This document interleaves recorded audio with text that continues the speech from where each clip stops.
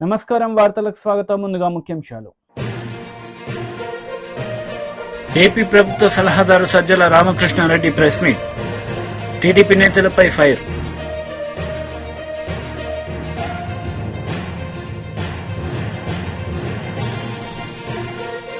TDP politburo సభ్యులు Varla Ramaiah press meet. CM Jagan పై fire.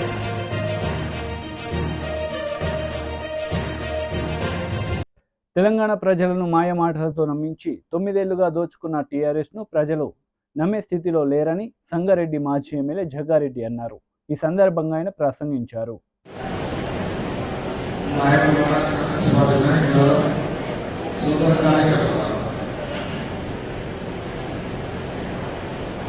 ఇప్పుడు వాళ్ళని ఎవరు తింటా రెండే విషయాలు చెప్తాను. అందరికీ ముందు కూడా పడిపోయింది శ్రీరామనవమి వేడుకల్లో. ఒక విషయాన్ని మీకు స్పష్టంగా తెలియజేస్తున్నా. పెద్దల హనుమంతరావు గారు అనేక విషయాలు చెప్పేసారు.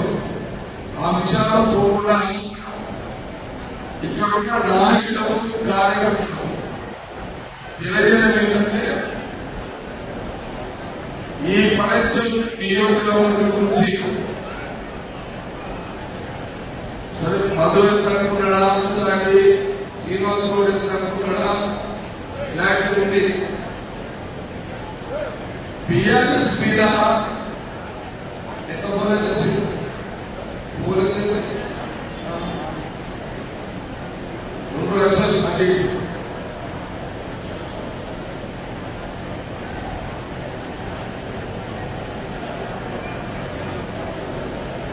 ఇప్పుడు నేను శ్రీరామరావు ఏం చేస్తున్నానంటే, ఈ అభ్యర్థికి మనం నీళ్ళ మధుకి 2 లక్షలు ఇవ్వాలైతే 1,25,000 కోట్లు తీసుకోండి. ఆ మిగతా 75,000 ఆ 2 పార్టీలు ఏమైనా చేసుకుంటుంది. సాధ్యమే కాదు చేస్తామైతే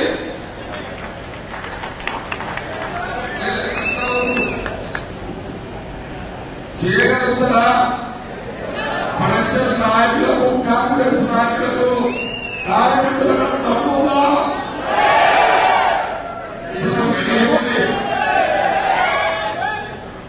మళ్ళీ అడుగుతున్నా.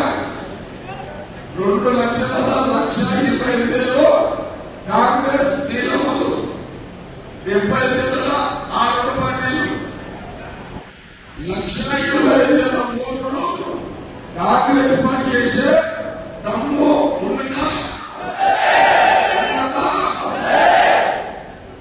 చేతులకు రాదు, గుర్తింపు పెట్టాలి.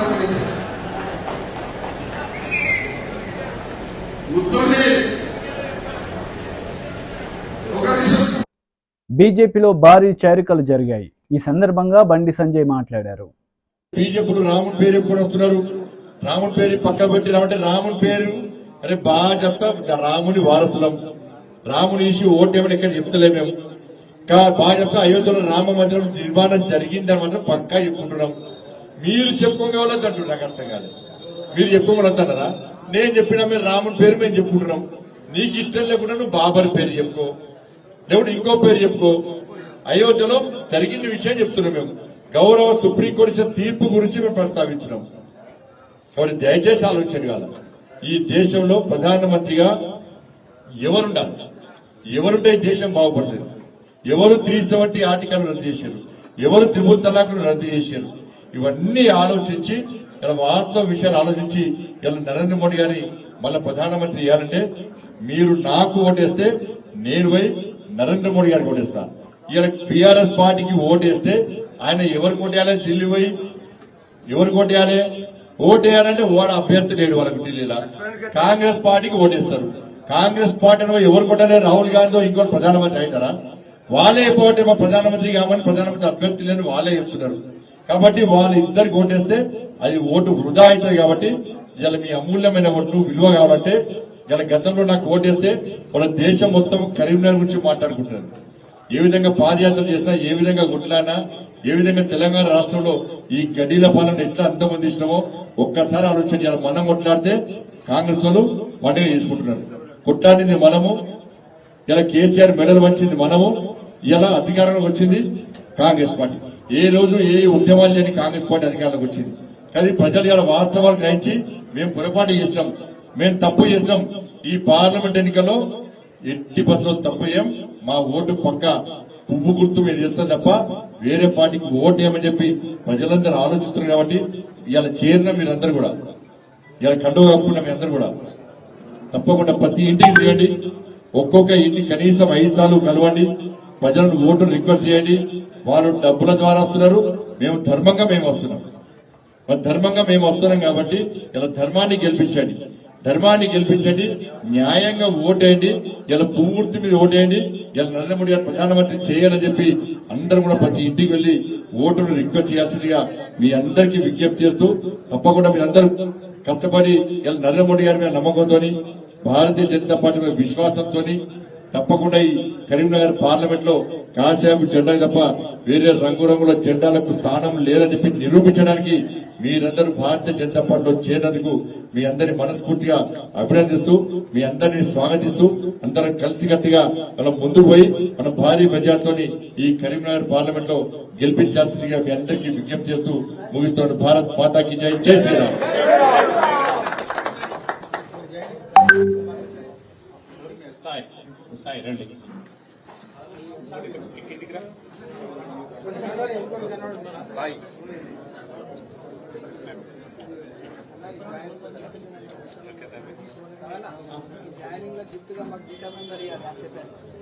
సరే తప్పకుండా తమ్మి. ఇప్పుడు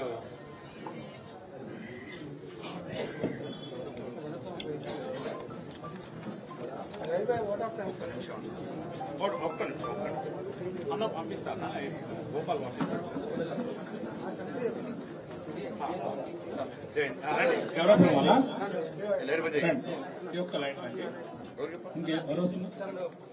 గంగాధర్ తొందరగా పంపించావా వారిని? టీడీపీ నేత వరుణ్ మీడియా సమావేశం నిర్వహించారు. ఈ సందర్భంగా సీఎం జగన్ పై మండిపడ్డారు. ఇవాళ ఆంధ్రప్రదేశ్లో సార్వత్రిక ఎన్నికలకు నామినేషన్ పర్వం మొదలైన దృష్ట్యా కొంతమంది అభ్యర్థులు నామినేషన్ చేశారు. వాళ్ళందరూ కూడా శుభాకాంక్షలు. కానీ ఒక ప్రత్యేకమైన నామినేషను ఒక వ్యక్తి గురించి మాట్లాడాలి. వైఎస్ఆర్సీపీ పార్టీ తరఫున చిత్తూరు అభ్యర్థిగా ఒక రెడ్ శాండిల్ స్మగ్లర్, దాదాపు 15 కేసుల్లో రెడ్ శాండిల్కి అక్రమ రవాణా కేసులు ఉన్నటువంటి విజయానంద రెడ్డి అనే వ్యక్తి చిత్తూరు పార్టీ అభ్యర్థిగా నామినేషన్ వేశారు. ఈయన కొన్నాళ్ల క్రితం అక్రమంగా సంపాదించినటువంటి రెడ్ శాండిల్ డబ్బులతో రాజకీయ నాయకుడిని ముసుగేసుకొని ఇప్పుడు ప్రజాప్రతినిధి అవతారం ఎత్తుదామని చెప్పి చిత్తూరు ఎన్నికల్లో పోటీ చేస్తా ఉన్నాడు. ఇవాళ ఆయన మీదున్న కేసుల లిస్టు ఒకసారి పరిశీలిస్తే పీలేరులో section 379, 353 IPC illegal transport of red sandal, ఇదే కేసులు 15 ఉన్నాయి ఆయన మీద. పీలేరులో, గంగాధర్ నెల్లూరులో, కేబీపల్లి పోలీస్ స్టేషన్లో, కేబీపల్లిలో ఇంకో పోలీస్ స్టేషన్లో కేసు, అదే మాదిరిగా 2 టౌన్ పోలీస్ స్టేషన్ చిత్తూరులో, గుడిపాలలో, మళ్ళా చిత్తూరులో, మళ్ళా ఎస్ఆర్పురంలో, మళ్ళీ 1 టౌన్లో, మళ్ళా బంగారుపాళ్యంలో, ఇంకోటి బంగారుపాళ్యంలో, ఇంకోటి 2 టౌన్లో, ఇంకోటి పెనుమూరులో, ఇంకోటి సిఐడి కేసు, అక్రమ మద్యం రవాణా case, supply of spurious liquor during election అప్పుడు అక్రమ మద్యం రవాణా చేసిన చరిత్ర. విజయానంద్ రెడ్డి అనే వ్యక్తి మీద ఇల్లీగల్ కేసుల సంఖ్య దాదాపు 15. ఇల్లీగల్గా రెడ్ శాండిల్ స్మగ్లింగ్ చేసినటువంటి కేసులు 15. ఎలక్షన్ అప్పుడు అక్రమ మద్యం, కల్తీ మద్యం రవాణా చేసినట్టు ఇంకో కేసు. మద్యం రవాణా చేయడమే ఒక కేసు, అందులో మళ్ళీ కల్తీ మద్యం రవాణా. ఈయన్ని ముద్దుగా చిత్తూరు ప్రజలు విజయానంద రెడ్డి ఎల్ఎల్బి అని పిలుచుకుంటున్నారు. ఈ రెడ్ శాండిల్ స్మగ్లింగ్ కాకుండా ఈ పెద్ద మనిషికి దగ్గర ఆయన ఎల్ఎల్బిని ఎందుకు అంటారంటే లిక్కరు, లాటరీ, బెట్టింగ్ ఈ 3 వ్యవహారాలతో చిత్తూరు ప్రజల్ని భయభ్రాంతులను చేసి దారి మళ్లించి సమాజాన్ని సర్వనాశనం చేసే ఈ రెడ్ శాండిల్ స్మగ్లర్ విజయాంధ్ర అనే ఒక వ్యక్తి చిత్తూరులో ప్రజాప్రతినిధికి అవతారం ఎత్తి ఎమ్మెల్యే అవుదామని ఎన్నికల్లో పోటీ చేస్తానని ఈరోజు నామినేషన్ దాఖలు చేశాడు. కానీ ఇటువంటి నీచమైన చరిత్ర కలిగిన వ్యక్తికి వైఎస్ జగన్మోహన్ రెడ్డి టికెట్ ఇచ్చి ప్రజల మీదకి తోసి నువ్వు ప్రజాప్రతినిధి అవ్వాలి విజయాంధ్ర రెడ్డి అని చెప్పి మా మీదకి పంపించాడు. సిగ్గు ఎగ్గు ఉంటే ఇంత నీచమైన నేర చరిత్ర, ఇంత నీచమైనటువంటి దోపిడీ చరిత్ర, 15 కేసుల్లో రెడ్ శాండిల్ డబ్బులు తినేసినటువంటి రెడ్ శాండిల్ అక్రమ రవాణా చేసినటువంటి ఒక వ్యక్తికి వైఎస్ఆర్సీపీ టికెట్ ఇచ్చి చిత్తూరులో పోటీ చేయమంటా ఉంది. ఏమైనా ప్రజల పట్ల, ప్రజాస్వామ్యం పట్ల, చిత్తూరు ప్రజల పట్ల ఎంత అసహ్యమైన భావన లేకపోతే ఇటువంటి వ్యక్తిని ప్రజాప్రతినిధిగా ఎన్నుకోబడతారా? మీకు ఇంకో నాయకుడు టీడీపీ పోలిట్ బ్యూరో సభ్యులు వర్ల రామయ్య మీడియా సమావేశం నిర్వహించారు. ఈ సందర్భంగా పలు అంశాలపై ఆయన మాట్లాడారు. 5 కోట్ల ప్రజలకి తెలిసిన తర్వాత దొంగకు తేలికుట్టినట్లుగా కూర్చోవలసిన వైఎస్ఆర్ కాంగ్రెస్ పార్టీ ముఖ్యమంత్రి తన మిత్ర బృందం ఇంకా చచ్చిపోయిన పామును బతికించాలని, చెప్పు కింద తొక్కివేయబడ్డ తేలును బతికించాలని ప్రయత్నం చేస్తున్నారు. ఈ నాటకాన్ని కొనసాగించాలని అయిపోయింది. తెర దించేశారు. ఆ నాటకానికి సమాప్తం అని బోర్డు వేశారు. ది ఎండ్ బోర్డు పడిపోయింది. ఆ నాటకానికి ఇంకా నాటకాన్ని ఆడాలని ప్రయత్నం చేస్తూ ఉన్నారు. సాక్షి ఛానల్కే పోలీస్ అధికారులు వారి దర్యాప్తు మొత్తం తెలియజేస్తారట. మరి మిగతా పేపర్లకు చెప్పరా? మిగతా పేపర్లు ఉండవా? పోలీస్ అధికారుల commissioner of police Vijayawada city మిమ్మల్ని అడుగుతున్నాం సార్. మేము ఒక పౌరుడిగా మిమ్మల్ని ప్రశ్నిస్తున్నాం. ఈ దర్యాప్తు అంతా కూడా ఒక సాక్షికి ఎలా తెలుస్తుంది? ఈరోజు చేస్తారు, దర్యాప్తు పూర్తి అయిపోయింది, ఈరోజు ప్రవేశపెడుతున్నారట. Who is this Sakshi? Police commissioner గారు చెప్పాలి. పోలీస్ కమిషనర్ సాక్షి ఒకటేనా? మీరు are you going hand in glove? Police commissioner Sakshi కలిసే ఈ రోజున దర్యాప్తు చేస్తున్నారా? లేకపోతే సాక్షి విలేకరులు దర్యాప్తు చేస్తుంటే మీరు చూస్తూ ఊరుకున్నారా? ఇది బట్టుబయలైపోతుందంట కుట్ర. ఇంకెక్కడ కుట్ర? మీ బొంద కుట్ర. ఇది డ్రామాని తేలిన తర్వాత ఇంకా ఏదో చేయాలని మీ తపన. ఏదో రకంగా బోండా ఉమా గెలుస్తాడు మీకు తెలుసు. మీరు పలాయనం చిత్తగిస్తున్నారు తెలుసు. ఏదో రకంగా అతన్ని ఇబ్బంది పెట్టాలని, ఏదో రకంగా అతని మీద కక్ష సాధించాలని తప్పుడు కథలు అల్లుతూ ఉన్నారు. సాక్షి తప్పుడు కథలు అల్లుతుంటే దానికి జీ హుజూర్ అంటాం. పోలీస్ అధికారులకి న్యాయమా అని చెప్పి నేను అడుగుతున్నా. చిన్న పిల్లలు, మైనర్ పిల్లల్ని హింసిస్తున్నారు. ఇది ధర్మమా అని చెప్పి నేను అడుగుతున్నా. 6 రోజులైంది ఆయన మీద హత్యా ప్రయత్నం జరిగి. ఆ గులకరాయి దొరకదండి. విసిరిన గులకరాయి 2 మనుషులకు తగిలిన తర్వాత అది కూడా పెద్ద కథ. అక్కడే పడుతుంది కదా, ఇంకెక్కడికి ఎగిరిపోద్ది? కాకెత్తుకుపోద్దా గులకరాయిని? ఆ వ్యాన్లో ఉండదు ఆ గులకరాయి? తమాషా చేస్తున్నారు. ఇంకా still you wanted to do something, ప్రజల్ని మభ్యపెట్టాలని. మీ పార్టీ నాయకులందరూ మౌనం వహించారు. అర్థమైంది, సిగ్గుతో తలదించుకున్నారు. అయ్యో ఈ డ్రామా తెలిసిపోయిందిరా, మన దొంగాటకం, జగన్నాటకం, వైసీపీ దొంగాటకం రాష్ట్ర ప్రజలకు తెలిసిపోయిందని కిమ్మనకుండా కూర్చుంటే స్టిల్ పోలీసులు ఇంకా పట్టుకొని, నిన్నే చెప్పాను నేను, స్కాట్లాండ్ యార్డ్ పోలీసులు కూడా ఈ గులకరాయిని ఛేదించలేరు కేసు. మీరేమన్నా కథలల్లి ఏదో చేస్తే మేము చెప్పలేము. ఏదో కథలు సృష్టించి, ఏదో బెదిరించి, కొట్టి, బామాలి చెప్పిస్తే మేము చెప్పలేం. కానీ ఎలా డిటెక్ట్ అవుతుంది? చీకటి, చెమ్మ చీకటి. అక్కడ రాయి విసిరారని సాక్షి చెబుతున్న చోట చీకటి, వేయించుకున్న ఆయన దగ్గర చీకటి. ఎట్లా తెలుస్తుంది? సరైంది కాదు.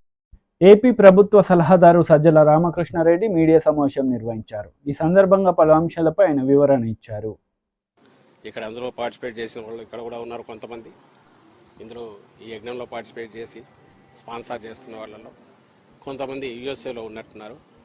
వాళ్ళు తమ పేర్లు చెప్పమనట్లేదు, లేదా మాకు ప్రచారం కావాలని వాళ్ళు అడగట్లేదు. మేము జగనన్న చేస్తున్న ఈ యజ్ఞంలో మేము కూడా పార్టిసిపేట్ చేయాలనుకుంటున్నాం. ఈ విజయంలో మా వంతు మేము కృషి చేసినట్టు ఉండాలి, ఇంకా ఎక్కడన్నా ఉంటే చెప్పండి అని కూడా వస్తున్నారు. వాళ్ళందరికీ నా అభినందనలు. అలాగే గత వారం రోజులుగా రేయింబౌళ్ళు పనిచేసి వీటన్నిటిని రెడీ చేసుకున్న ఇక్కడ పార్టీ కార్యకర్తలకు, అలాగే ఇక్కడ ఉన్న సభ్యులందరికీ కూడా నేను అభినందనలు తెలియజేస్తున్నా.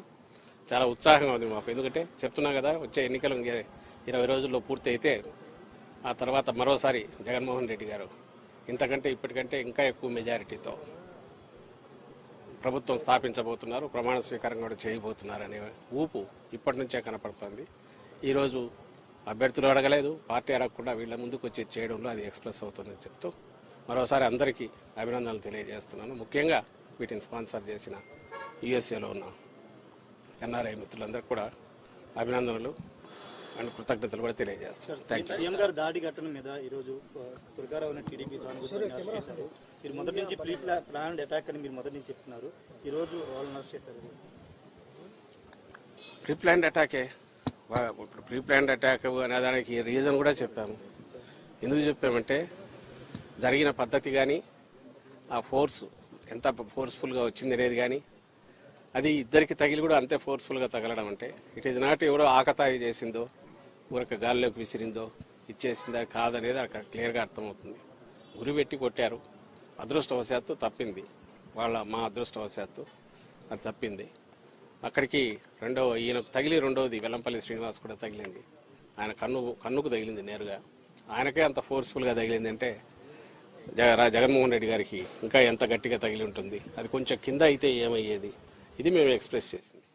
మేము ఎక్స్ప్రెస్ చేయడానికి ఒక సాలిడ్ రీజన్ ఉంది.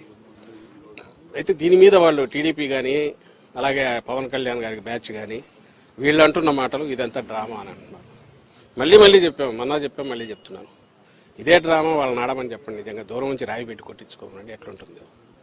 ఎవరైనా సరే అక్కడి నుంచి రాయి పెట్టి కొట్టించుకోవడము ఇంకోటి చేయడం అనేది సాధ్యమా?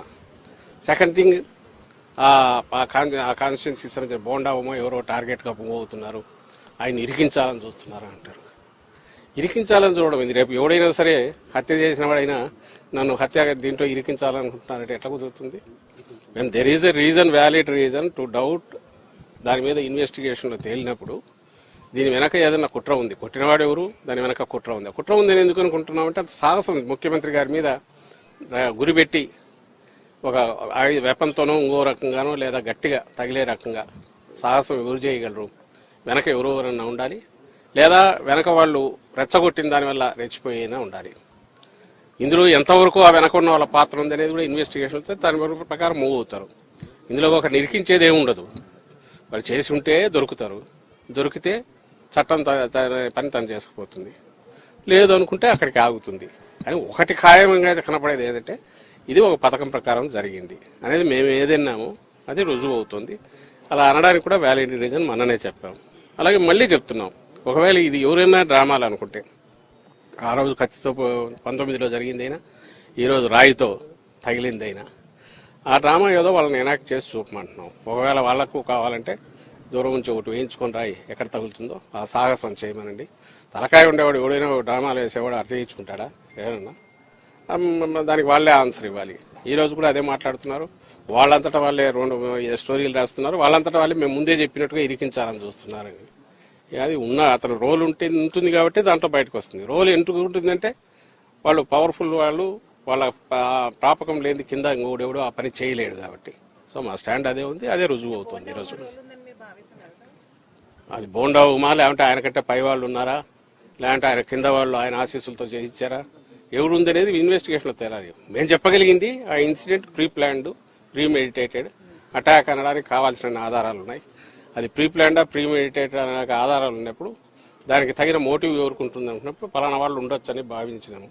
వాళ్ళు కాక ఇంకోరెవరో ఉండొచ్చా, అంతకంటే చంద్రబాబు నాయుడు కంటే ఇంకా పైన ఎవరైనా ఉన్నారా, లేదంటే చంద్రబాబు నాయుడు కంటే కింద వాళ్ళు అనుకున్నారా, ఇవన్నీ ఇన్వెస్టిగేషన్లో తేలాల్సినవి. మేము జరిగింది దాడి, అది హత్యాయత్నం. దానికి సంబంధించి ఎవరు బాధ్యులో వాళ్ళు పట్టుకునే ప్రయత్నం చేస్తే బాగుంటుందని complaint. Minister Jogi Ramesh press meet నిర్వహించారు. ఈ సందర్భంగా పలు అంశాలపై ఆయన మాట్లాడారు. కానీ ఇంత మంచి పేరు వచ్చింది? జగన్మోహన్ రెడ్డి గారి వైపు ఎందుకు చూస్తా ఉన్నారు? ఆంధ్రప్రదేశ్ రాష్ట్రం వైపు ఈ పథకాలు మాకు కావాలి, ప్రజా సంక్షేమం మాకు కావాలని చెప్పేసి మిగిలిన రాష్ట్రాల ముఖ్యమంత్రులందరూ కూడా ఎందుకు ఉవ్విళ్ళూరుతా ఉన్నారు జగనన్నలాగా పరిపాలన చేయాలని? చంద్రబాబు నాయుడు నీ 14 సంవత్సరాల నీ పరిపాలనలో ఒక్క పథకం చెప్పు. దిక్కుమాలిన చంద్రబాబు నాయుడు రేపు దిక్కులేని వాడైపోబోతా ఉన్నాడు. రేపు ఎన్నికల్లో మే 13వ తారీఖు ఎన్నికల తేదీ ఎప్పుడు వస్తుందా? పోలింగ్ స్టేషన్ ఎప్పుడు తీస్తారా? అందరూ కూడా వెళ్ళి జగనన్నకి ఓటు వేయాలా, ఫ్యాను గుర్తుకు ఓటు వేయాలని చెప్పేసి ఉర్రూతలుగుతా ఉన్నారు. ఈ పరిస్థితుల్లో తిట్టటమే పనిగా పెట్టుకొని హెలికాప్టర్ అంట, ఆయన దిగటం అంట, ఈయన రావటం అంట, ఇద్దరు కలిసి వెళ్ళటం అంట, తిట్టడం. నమ్మరుగాక నమ్మరు మిమ్మల్ని. ఇద్దరు మోసగాళ్లు. ఈ ఇద్దరు మోసగాళ్లకు తోడు మళ్ళీ ఢిల్లీ పోయారు. ఢిల్లీలో మళ్ళీ బీజేపీతో కలిశారు. కొత్త ఉంది మీకు. 2014లో మీరు కాదా? మీ ముగ్గురేగా పోటీ చేసింది. మీ ముగ్గురు పోటీ చేశారు, మీ ముగ్గురు కలిసి ఉన్నారు, మీ ముగ్గురు గెలిచారు, ఇద్దరు కలిసి ప్రభుత్వాన్ని ఏర్పాటు చేసుకున్నారు. అక్కడ మీరు, ఇక్కడ మీరు, ఢిల్లీలో మీరు, ఆంధ్రప్రదేశ్ ప్రభుత్వాలు ఏర్పాటు చేసుకున్న తర్వాత ముగ్గురు కూడా తిట్టుకొని 3 ముక్కలైన తర్వాత మరలా తిట్టుకోవడం కూడా మామూలుగా తిట్టుకోవాలి. అమ్మ నా బూతులు తిట్టుకున్నారు మీరు. పవన్ కళ్యాణ్ ఏం తిట్టారు? చంద్రబాబు నాయుడు గారిని అందరూ వీడి పెద్ద పుడింగాడా, వీడి వల్ల మేము గెలిచామా, వీడి మొహం చూసి మాకు ఓటేశారా అని చెప్పేసి పవన్ కళ్యాణ్ని బండబూతులు తిట్టారే, వాళ్ళ కుటుంబం మొత్తాన్ని తిట్టారే, వాళ్ళ అమ్మని తిట్టారే. ఈ చంద్రబాబు నాయుడు మోడీ గారిని, మోడీ కుటుంబ సభ్యులను మొత్తాన్ని తిట్టారు బండబూతులు. మళ్ళీ ఏ మొహం పెట్టుకుని కలుగుతారు మీరు? సిగ్గు శరం ఉందా? విలువలు ఉన్నాయా? విశ్వసనీయత ఉందా మీకు? మార్చిపారేస్తారు మీరు. మీకు అలవాటైపోయింది. మీకు మారుస్తారు. పవన్ కళ్యాణ్కి అయితే అన్ని మారుస్తాడు. అతనికి అలవాటైపోయింది ఇది. దుర్మార్గులారా, మీరు ఇష్టం వచ్చినట్టు అది బంగాళాఖాతం ఏంది గెలిపేది? మీ బొందా. రేపు రిజల్ట్స్ తర్వాత మిమ్మల్ని ఎక్కడ కలుపుతారు చూడండి జనం. అసలు రిజల్ట్స్ తర్వాత తెలుగుదేశం పార్టీ ఉండదు, చంద్రబాబు నాయుడు ఉండదు, అడ్రస్ గల్లంతే.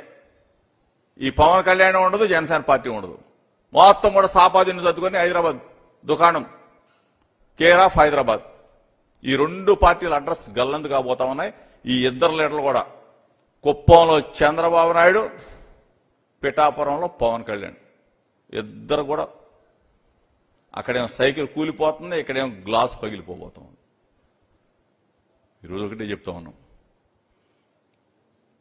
మనసు పెట్టాడు, ప్రజల మనసులు గెలుచుకున్నాడు. 3648 కిలోమీటర్ల సుదీర్ఘ పాదయాత్ర. ఆ పాదయాత్రలో ప్రజల సంకల్పం, ఆ సంకల్పమే మేనిఫెస్టో, ఆ మేనిఫెస్టోనే ప్రజల గడపకు చేరింది. ప్రజల గడపకు చేరింది. ప్రజల గడపకు చేరింది కాబట్టి ప్రతి గుండెలో జగన్ అన్న ఉన్నాడు కాబట్టి ఈరోజు జనం మొత్తం జగనన్న జగనన్న జగనన్న. ఫ్యాను గుర్తు, ఫ్యాను గుర్తు, ఫ్యాను గుర్తు. చంద్రబాబు నాయుడు పతనం అయిపోబోతా ఉన్నాడు. నేను ఒకటే చెప్తా ఉన్నాను, తెలుగుదేశం పార్టీలో ఉన్న నాయకులకు చెప్తా ఉన్నా, తెలుగుదేశం పార్టీ కేడర్ కూడా చెప్తా ఉన్నా, చంద్రబాబు నాయుడిని నమ్ముకుంటే నట్టేట మునిగిపోతారు. ఇప్పటికైనా చాలా మంది తెలుసుకొని మా వైపు వచ్చేసారు. మొత్తం ఇటు పక్కన జనసేన ఖాళీ అయిపోయింది, ఇటు పక్కన తెలుగుదేశం ఖాళీ అయిపోతుంది. మిగిలిన వాళ్ళకి కూడా చెప్తా ఉన్నా, జగనన్న వెంట నడవండి. ఎన్నికల ప్రచారంలో భాగంగా మాజీ మంత్రి హరీష్ రావు పాల్గొన్నారు. ఈ సందర్భంగా బీజేపీకి ఓటు వేయొద్దంటూ ఆయన వేడుకున్నారు. 10,000 ఇచ్చినాకనే అక్క జిల్లాలో ఓట్లు అడగాలి. ముసలిళ్ళకి 8,000 బాకీ ఓటు గాలి ఇచ్చినాకనే కాంగ్రెస్ ఓటు ఓటు అడగాలి. మా రైతులకు 2 లక్షల మాఫీ చేస్తా ఉన్నావు, గాలి చేసినాకనే మాట్లాడమని అడగాలన్నా వద్దా? మనం దయచేసి ఆలోచన చేయండి. ఎన్ని మాటలు. అక్క జిల్లాలకు కేసీఆర్ ఉండగా ఆడవిలో పెళ్లి పెట్టుకుంటే ₹1,00,000 ఇచ్చిండు, కళ్యాణ లక్ష్మి ఇచ్చిండు. అది చూసిండు రేవంత్ రెడ్డి. అందరూ అటే ఉందని అనుకున్నాడు. ఏమన్నా గాని ఓడ దాటినాక ఓడ మల్లప్ప, ఓడ దాటినాక బోడ మల్లప్ప అనుకున్నాడు. నేను తులం బంగారం ఇస్తాను, నేను తులం బంగారం ఇస్తాను. నాకు తెలిసి మొన్న మంచి రోజు వచ్చినాయి లగ్గాలు, ఫుల్ అయినాయి. మార్చి ఏప్రిల్ రోజు అవుతున్నాయి లగ్గాలు. ఈ తెలంగాణలో ఈ 2 నెలల 1,00,000 లగ్గాలైంది. అంటే ఈ రేవంత్ రెడ్డి గవర్నమెంట్ అక్క జగలకు 1,00,000 తులాల బంగారం బాకీ పడ్డది. పడ్డదా పర్లేదా? అది ఏంటో ఏమో ఈ కాంగ్రెస్ వాళ్ళు వచ్చినాక. వీడు రాకముందు 50,000 తులం ఉండే. ఈ కాంగ్రెస్ వచ్చిన 4 నెలల్లో 75,000 రూపాయలకు తులమైంది. కొండెక్కింది బంగారం ధర. 25,000 ధర పెరిగింది. ఈ కాంగ్రెస్ వచ్చినాక సిమెంట్ బస్తా 65 రూపాయలు పెరిగింది. సలాక పెరిగింది, కంకర పెరిగింది, ఇసుక పెరిగింది, నిత్యావసర వస్తువుల ధరలు పెరిగినాయి, ఉప్పు పెరిగింది, పప్పు పెరిగింది, బంగారం కూడా పెరిగింది. ధరలు పెంచింది తప్ప రేవంత్ రెడ్డి ఇచ్చింద బంగారం అయితే లేదు. ఉన్నదా? వచ్చిందా తులం బంగారం? 6,000 స్కూటీలు ఇస్తాడు, పిల్లలకు ఉద్యోగాలు ఇస్తాడు, అన్ని అబద్దాలు చెప్పిండు. అందుకే నేను మీ అందరినీ కోరేది ఒకటే, ప్రశ్నించే గొంతును గెలిపియండి. రేపు అసెంబ్లీలో కాంగ్రెస్ వాళ్ళ మెడలు వచ్చి మీ అందరికీ రావాల్సిన బరాబర్ ఇప్పించే ప్రయత్నం చేస్తాం. వినోదన్న ప్రజల మనిషి. ఇటొక బండి సంజయ్ గారు ఉన్నాడు. కొంతమంది ఏమో పబ్లిసిటీ మనుషులు ఉంటారు, కొంతమంది ఏమో పని చేసే మనుషులు ఉంటారు.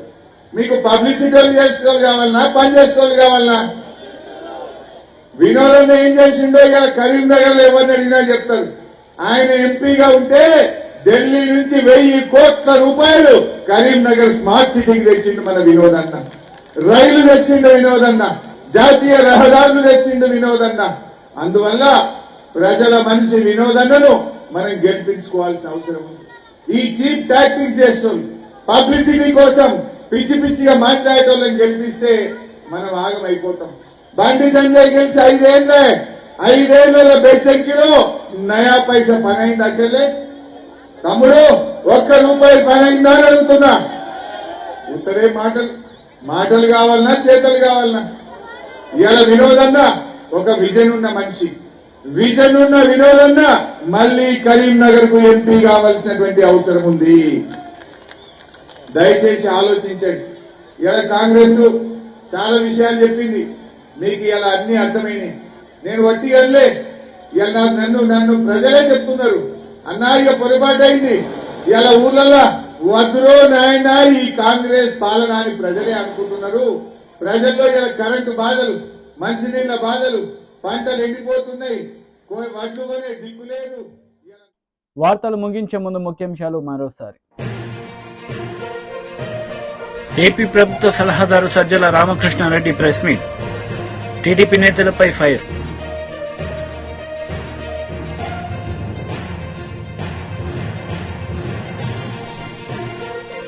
టీడీపీ పోలిట్ బ్యూరో సభ్యులు Varla Ramaiah press meet. CM Jagan పై ఫైర్.